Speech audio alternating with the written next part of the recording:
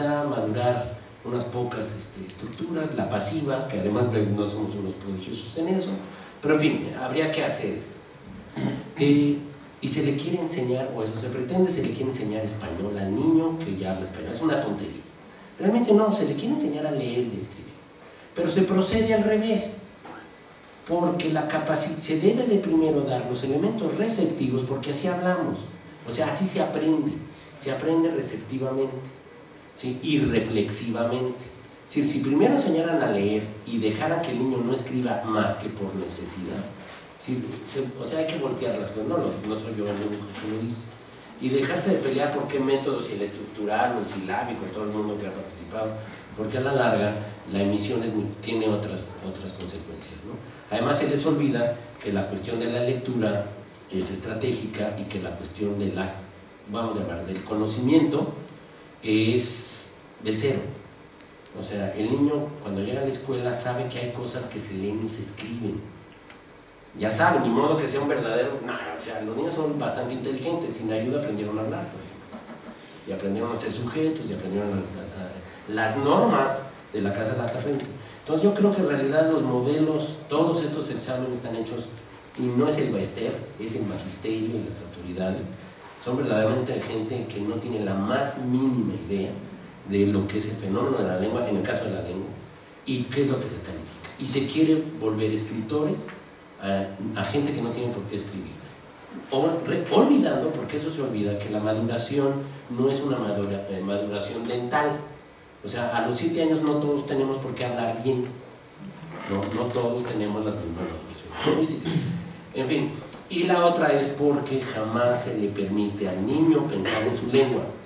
No se da la gramática en el modelo educativo nacional, es totalmente memorística, es totalmente absurda. Si yo le digo a alguien, a ver, ya lo dije con la preposición, dime qué es una preposición, ningún humano me lo va a decir, a menos que sepa lingüística, ¿sí? O que verdaderamente haya reflexionado más allá, porque jamás se dice. Alguien que me diga qué diablos es subjuntivo. Si hay un subjuntivo, hay un superjuntivo. Esto parece que acá está el otro, ¿no? O un prejuntivo, ¿qué diablos es eso? Entonces, o sea, para mí pero esa es la política nacional, ¿no? Eso es gruesísimo. Quiero dar una anécdota que quizá llegó, no es de lingüística. En a principios de los 90, me parece, y si me equivoco por las fechas, en fin, lo lamento, pero es un hecho histórico en México. Siempre se ponen a concurso los libros de texto, y en el de historia participó gente de la ENA y del Colegio de México, y presentaron un libro de texto que se imprimió y se repartió, en donde no había niños héroes, ¿no? Ni niño artillero. Cedillo era el secretario de Educación. Nada más para que vean, o sea, bien preparado yo creo. Bueno, también los secretarios de Educación, maravilloso. Bueno, ahorita, Chauvel.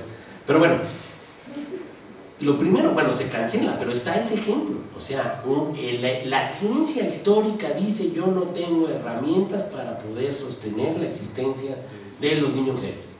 Por lo tanto, quiero que los niños sepan la historia nacional. Es esto. El Estado dice: no, la historia nacional es mía. Lo siento, ¿no? Sí hay niños héroes. Y viene el desagravio. Ahorita ya hay textos en donde están las... Bueno, el mejor ejemplo, que no es educativo, pero sí muy formativo, con la crisis de Juan Diego, ¿no? Un desmadre, que si Juan Diego existió, que si no, ya saben, acá todos quieren. En Tlatelolco, en la iglesia de Santiago Tlatelolco, hay una estatuota gigantesca de un mono así, con, ya saben, el layate, así.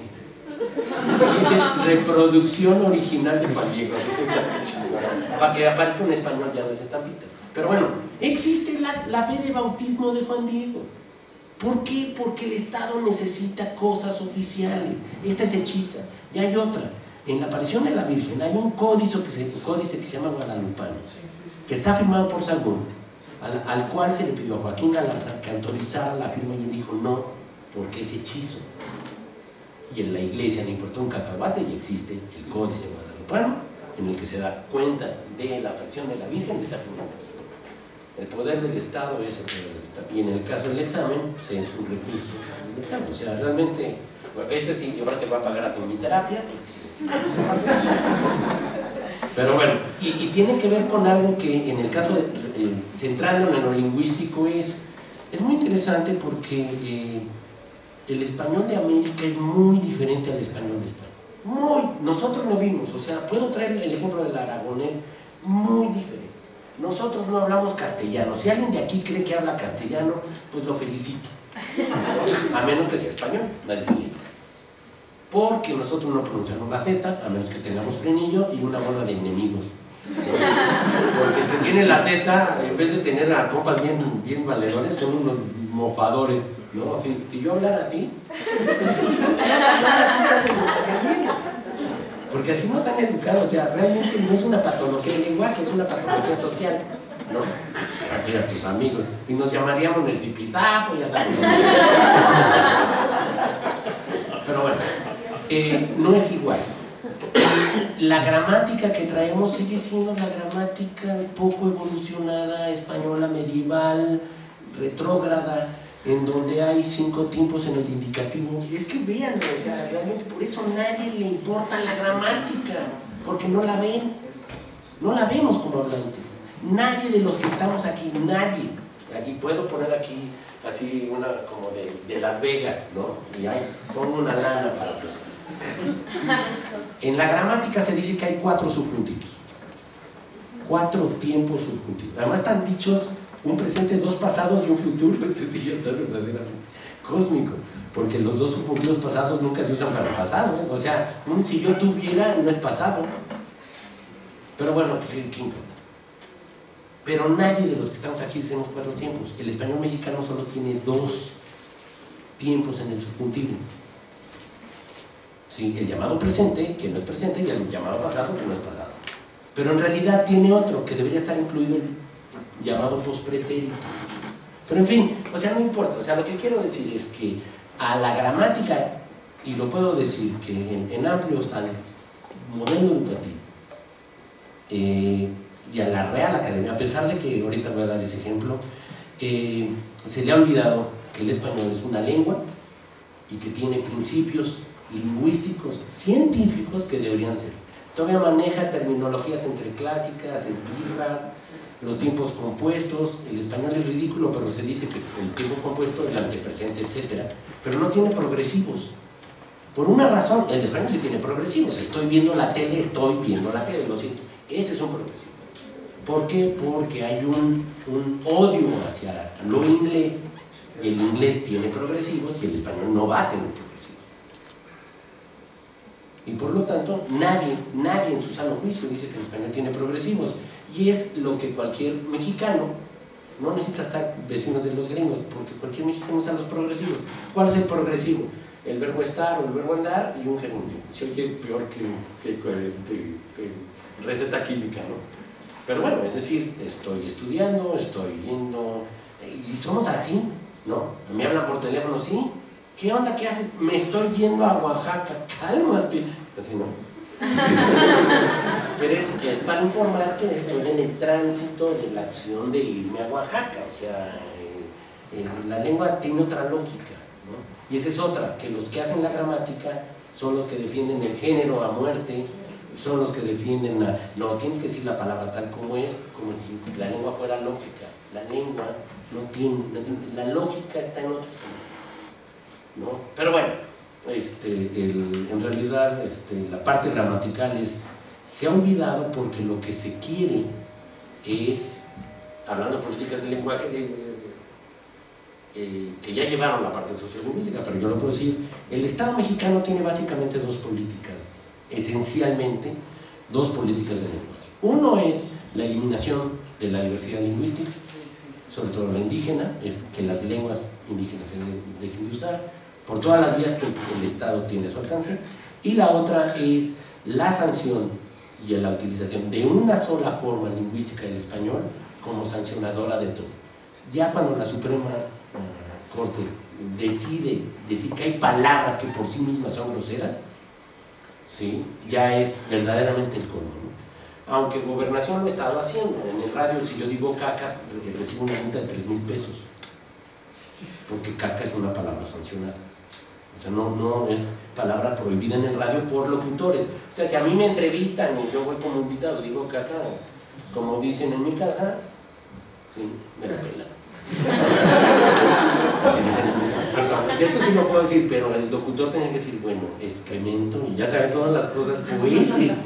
La gente que pone, recoge las heces de tu perro, ¿qué? Yo no por eso, ay, no, sí la recojo, pero no la recojo por el imbécil ese. Eso recoge la caca de tu perro. No, o sea, nadie defiende su lengua, qué horrible.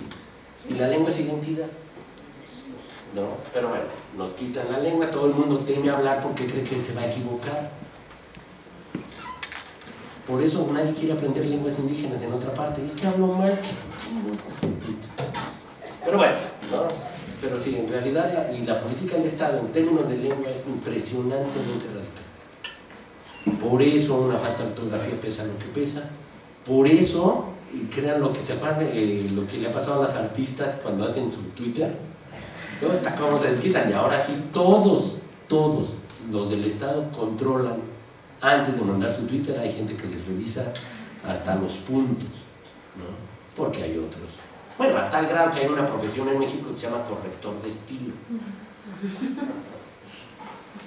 O sea, ya. Es bien, o sea, ya nací chueco. Yo cuando aquí en publicaciones, no, es mi estilo y así es, y así va. Yo soy responsable de cómo escribo. No, que así soy responsable. En teoría lo revisé, y si no lo revisé, yo soy el pendejo que quiero dar la cara. Pero bueno, no, acá hay profesiones muy extrañas.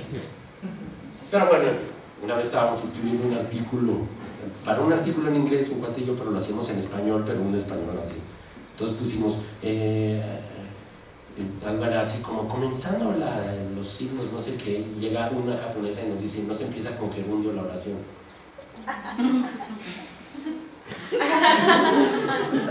Síguele, Mario, no importa. Si lo estamos empezando con gerundio porque nos gusta que empiece con gerundio. Es mi español.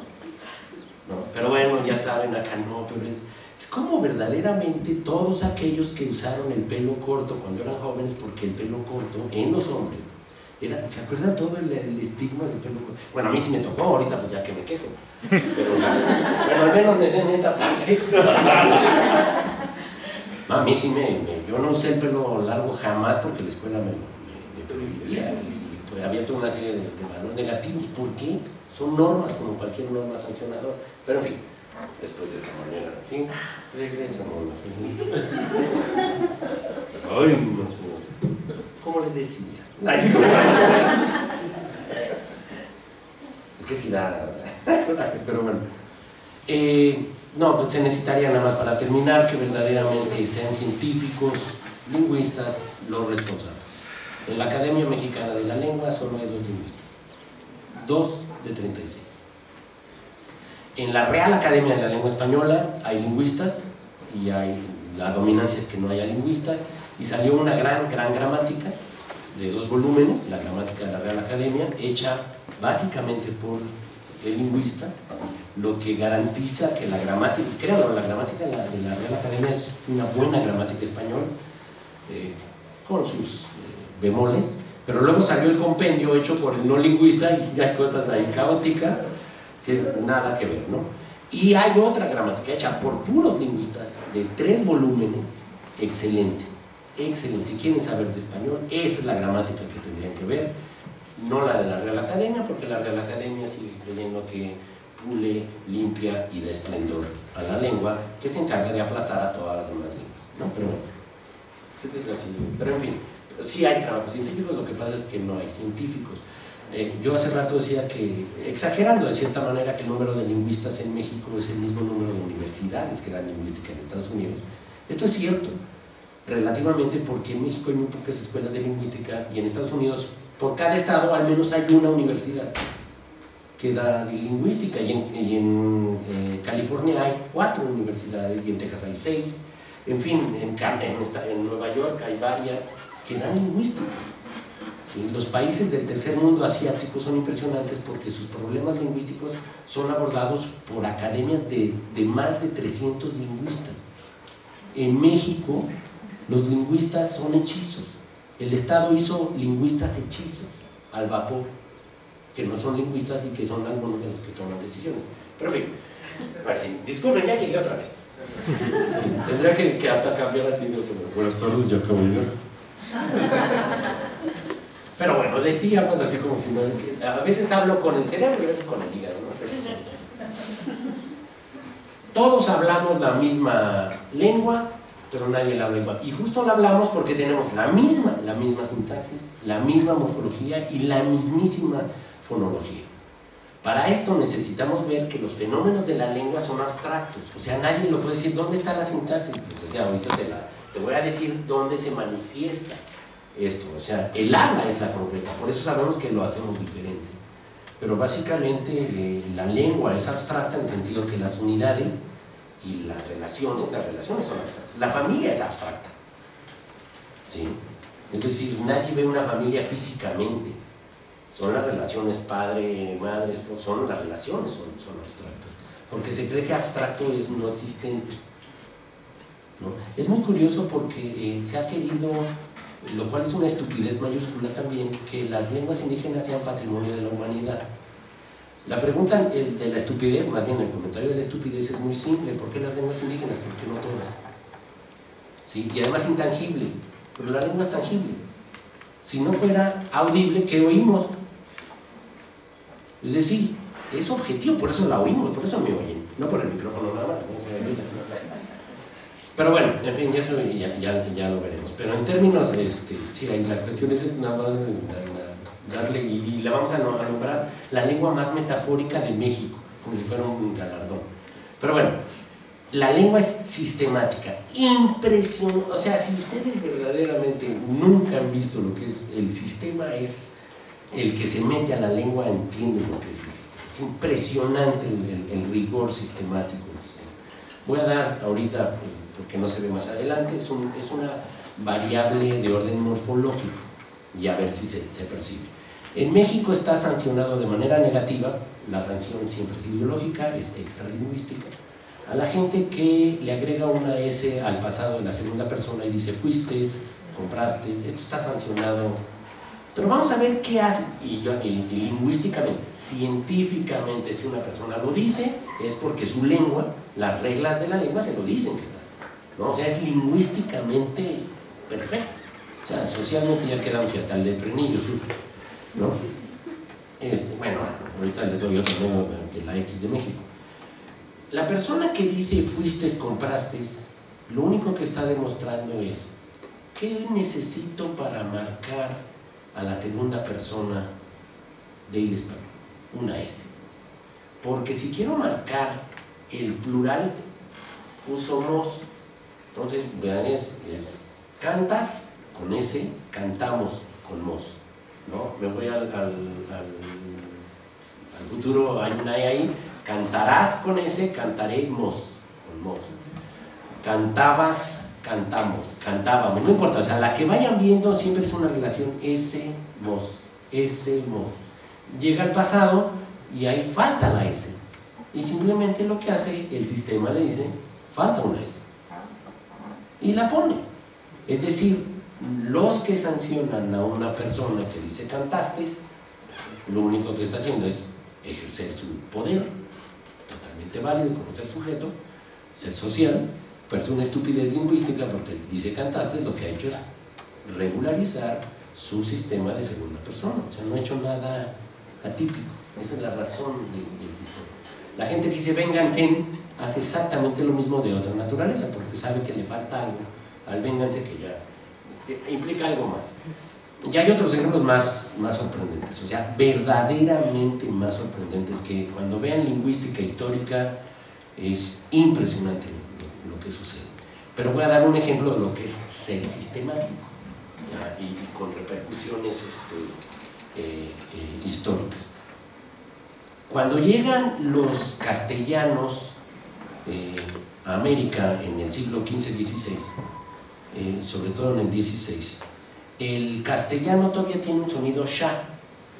O sea, todavía el castellano dice osho, dice fosha, dice fisio o fillo, en fin, usa una sha que todavía existe y por eso se escribe con X, ¿no? O sea, por eso México se escribe con X. Pero cuando llegan los castellanos, muy pocos castellanos tienen una J, casi no existe la J, de hecho no existe la J, de manera muy simple. Entonces, si tienen ojo rojo, dirán ocho rojo, así se decía en castellano, ¿no? Es decir, cuando llegan los castellanos, hay benjilotes, benjícamas, benejotes, que en náhuatl son xícama, xilot y exot, no importa, o sea, son préstamos. Entonces, lo que hace el castellano de principios del 16 es ver objetos nuevos y los toma como préstamos, o sea, se los papea, lo que es papeable, y además lo que hace es quedarse con las palabras, y entonces le dice exot al ejote o exote, le dice xilote al gilote, y lo que sea, ¿no? Del 16 al 17, todas, absolutamente todas las shas, eso es lo que es, por eso es sistemático y por eso el hablante no está metido en lengua. Todas las shas del castellano se hacen jotas, todas. O sea, si les enseñara el sistema, verdaderamente uno diría, porque no se entendería tan claro, ¿no? Pero bueno, eso es un movimiento de equilibrio acústico, no importa, todas las shas. Y en castellano, que ya se vuelve español en el 17, sí, sobre todo español imperial, es ojo, rojo, ejote y gilote. Por eso las palabras nahuas que pasan al español tienen J. Las más recientes no alcanzan a entrar como michote. Michote entró muy tardíamente, no es una palabra prestada o adquirida en tiempos lejanos. Esta J es por regla, eso es lo que demuestra, ¿sí?, que la lengua es un sistema, porque por un cambio para ajustar un fenómeno particular que se había desajustado de otro lado, ¿sí?, las shas, algo muy fonológico, se mueven hacia atrás, no importa, se mueven, se hacen jotas, absolutamente todas, y lo que hace el hablante de español es escribir con jotas, hay una reforma ortográfica, la X desaparece con ese valor y se hace J, ¿sí? Y consigo arrastra a todas las palabras nuevas, ¿sí? Este sería como un ejemplo de lo que es el sistema. Esto no pasa por la sanción de los hablantes de español, esto ni siquiera nos damos cuenta de la forma que estamos hablando, como ahorita trataré de demostrar, ¿no? Pero bueno, es sistemática, y si sabemos que el sistema solo se define al interior, nunca por elementos exteriores, por eso es que no entra lo social y no entra lo histórico, ¿no? Es decir, es abstracta, sistemática por lo mismo, y social. Y aquí social lo que quiere decir es que obviamente está por lo que antropológica y sociológicamente sería lo social. No hay culpables. Ninguna asamblea le puede quitar el género al español, es imposible. ¿Sí? Hay una condición de estructura de palabra en español que todo sustantivo tiene el género, todo. No hay manera de quitar el género en español, no hay, ni por asamblea ni por nada, ¿no? Ni con arrobas ni con nada, porque la escritura está en otro escena. Es como volver a creer que la foto somos nosotros. En cambio el habla es concreta, por eso el habla es irrepetible, asistemática, porque uno cuando habla no habla como las novelas. En realidad, si ustedes han hecho transcripción, y seguro lo han hecho, es un caos porque uno interrumpe, alarga, etc. A veces uno transcribe como novela, y al menos yo, cuando alguien de las tesis que asesoro y me trae aquí la transcripción de estilo verdaderamente con mayúscula y todo bien bonito, le dije, nadie habla así, ¿no? Hay pausas, hay énfasis, marca las pausas, marca los énfasis, marca las interrupciones, porque eso es lo que a mí me interesa del discurso. No me interesa tu 10 de redacción, ¿no? O sea, yo soy lingüista, y si me vas a enseñar un registro de voz, regístrame la voz y no la palabra ortográfica. Pero bueno, es individual en el sentido que cada quien habla como quiere, puede, porque la lengua es identidad. Y cada uno habla, por eso cuando estamos con los cuates hablamos como debemos hablar. No, bueno, que estés manchando, ya déjate. Y pasa el papá de uno, buenas noches, señor. Tu pinche jefe, güey. No, señor, sí, diga. Al revés, era como, es como si fuéramos a un, imagínense un concierto de rock, que fuéramos slam, ¿no? Pero de rock, pero estilo clásico. Y en un concierto clásico, todos pegando, ¿no? Sobre todo con las valquirias, ¿no? Pero bueno, o con Carmina Burana.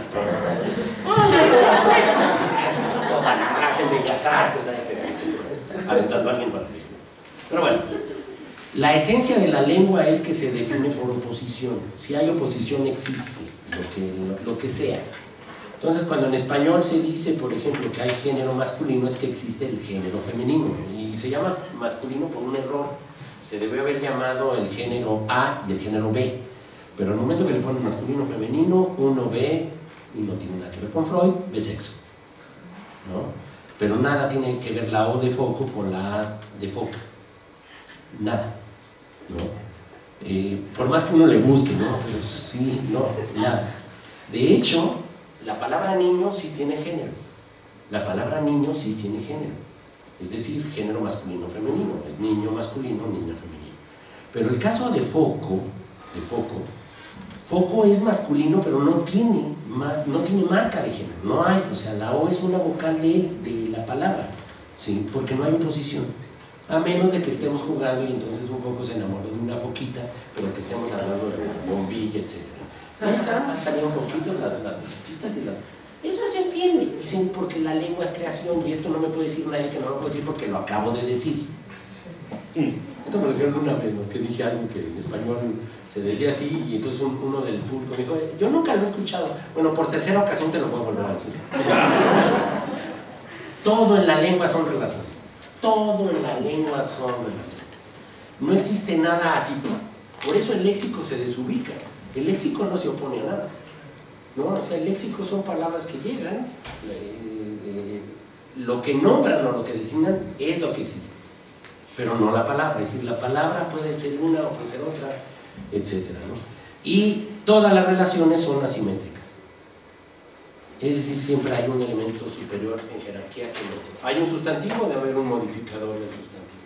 Hay un verbo, debe de existir un modificador del verbo. Hay un modificador del adjetivo, debe haber un modificador de esto. O sea, todo se da en relaciones de núcleos o de elementos fuertes, jerárquicamente importantes y relativos. Y esto hace y permite que la lingüística maneje esquemas descriptivos impresionantemente efectivos. La mayoría de las veces binarios, porque lo que necesita es mostrar la relación binaria A-B, en donde uno de los elementos tiene mayor jerarquía que el otro, ¿sí? Y además que todo se da por relaciones, y esto genera dos relaciones que de seguro ya las vieron, y si no la menciono, no está aquí escrito. La relación sintagmática, que es la que se da entre los elementos en presencia, ¿sí? Y la relación paradigmática, que es la que se da en los elementos en ausencia. Creo que sigue algún ejemplo para que me puede servir, si no ahorita, bueno, ahorita lo doy y más adelante lo repito. Así, por ejemplo, el sintagma, y esto lo digo porque aparece en la misma antropología. Hacer una mitología siguiendo el modelo de Lévi-Strauss es hacer estructuralismo lingüístico, es saber qué es una relación sintagmática y es saber qué es una relación paradigmática. Ahora, la lingüística en la esencia, curiosamente, le enseña a su madre la semiótica, la metodología. ¿Sí? La semiótica nace entre después y antes, hay un caos, pero quien le da los modelos descriptivos más óptimos es la lingüística, porque ahí sí hay sintagma. Sintagma es la relación de los elementos en presencia, y entonces cuando hablo de núcleo modificador, esta es una relación sintagmática, para dar el ejemplo, y una relación paradigmática es en ausencia. Y cuando uno dice en ausencia, ¿qué quiere decir? Que es en ausencia, es decir, en su clase es donde se daría la oposición. Si yo digo que niño y niña es masculino y femenino, es que cuando veo niño, fíjense, en la palabra niño, yo puedo decir que la relación sintagmática es la N, la I, la ñ y la O. Esa es la relación sintagmática. Si la queremos ver binaria y de dominio, tendríamos que ver niña como la raíz y la O, la marca de género. ¿Y por qué es marca de género? Porque en el paradigma es donde está en relación en ausencia a que no está la A. Si aparece la A, cambia de género. ¿no? Y así funciona toda la lengua. Y bueno, toda, siempre hay los márgenes, pero bueno, los absolutos es como se puede decir todo. Relaciones sintagmáticas y relaciones paradigmáticas. Se ve hasta en la cultura, ¿sí? En todos lados. Si quieren hacer semiótica también, y si quieren hacer buena semiótica, porque hay parte de la antropología